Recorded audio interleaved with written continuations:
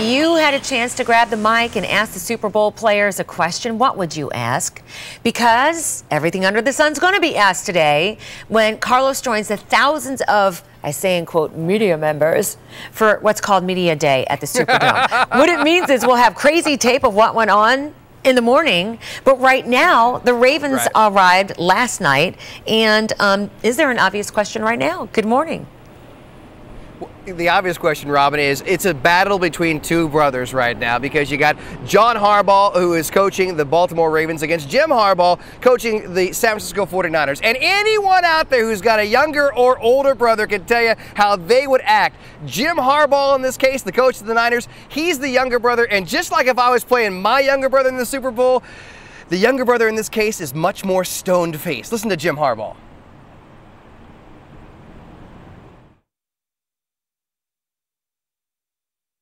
Hello, glad to see everybody. We're super excited to be here. Yeah, you sound very excited to be here. He's the more stone-faced one. And then, of course, you got John Harbaugh, who is the older brother, and he is much more laid back. Okay, good to see everybody. Thanks for coming out. This is pretty cool. This is pretty exciting. We're really excited to be here. We're thrilled to be here. So you can tell the older brother is much more relaxed than the younger brother in this case, or at least on the outside during the press conferences. And Robin, speaking of family members, we're also going to have Jackie and Jack Harbaugh, the mom and the dad of the Harbaughs. Their press conference is tomorrow. So it's a family affair in New Orleans, Robin. I can't imagine how those parents feel. First of all, so proud, but then you know the cameras will be on them all the time. Like, how do they react to this play and that play? Who do they secretly cheer for? All right, thank you. He's live in New Orleans today.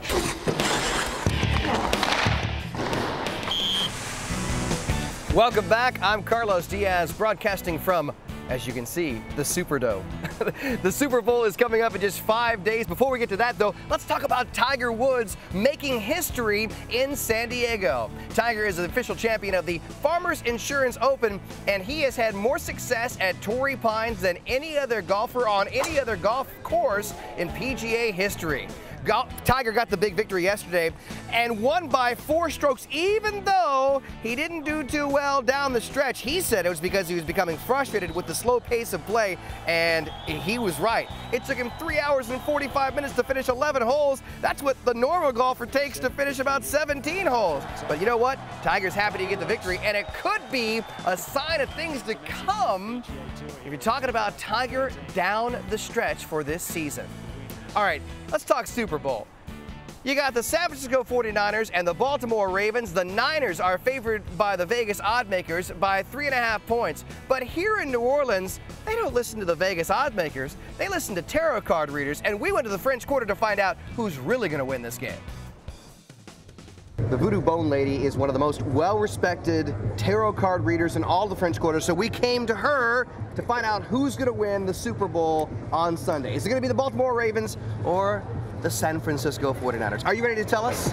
Well, let's find out. The cards never lie. This is telling me good fortune on the side of the Ravens. Really? But it shows me there could also be some win on the side of the 49ers. Let's see what the final card tells us. And it is the Chariot. This talks about someone who has an iron will to succeed, okay? Someone who has a heart that is fearless, okay? Who marches through battle and who is victorious.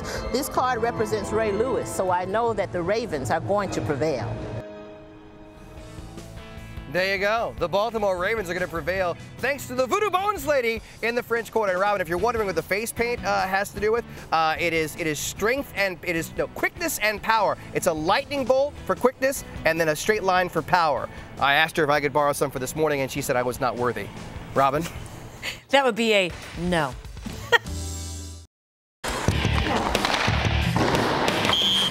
Kickoff in New Orleans comes on Sunday, and that's where Carlos Diaz is, New Orleans this morning. First, though, he has some other sports stories like LeBron James and the NBA champs Miami Heat were in the presence of the president yesterday. So what do you say? Good morning. Yeah, you know, you can describe LeBron James a lot of ways, Robin, but endearing would not be one of them. And even though he's a multiple MVP winner, even though he's won Olympic gold medals, even though he's an NBA champion, LeBron actually seemed humble. I mean, we kids from Chicago and Dallas, Texas, and Michigan and Ohio and South Dakota, Miami. I mean, and we in the White House right now. This is like, hey, Mama, I made it.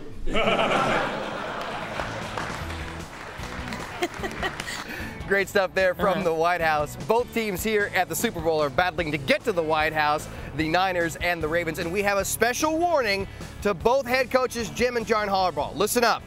Do not let your players go to the French Quarter. No, not because of the nightlife, because of the food. Your players could gain hundreds of pounds, as I found out yesterday. New Orleans is about more than just football. It's also about great food. So we wanted to visit the best places in the French Quarter to find out where the most amazing food actually is. So we thought we'd start at Oceana, where they have allegedly the best crab cakes, the best grilled oyster, and I think this is gator bites? That's right. Real deal alligator. Alligator.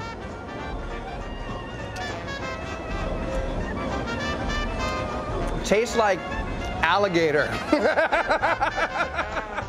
I'm no expert, but if the name of the restaurant is Gumbo Shop, I think they've got to have great gumbo. And this place allegedly has the best chicken andouille gumbo in all of New Orleans. Let's go. There's the chicken. There's the andouille. Here's chicken andouille gumbo. Mmm.